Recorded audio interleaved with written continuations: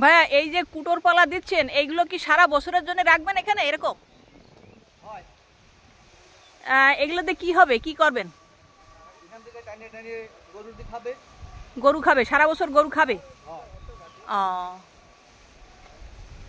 তা এটার করার তো নিশ্চয়ই কোনো সিস্টেম আছে যাতে এর ভিতরে পানি না ঢোকে, সেইভাবে করতেছেন? তাই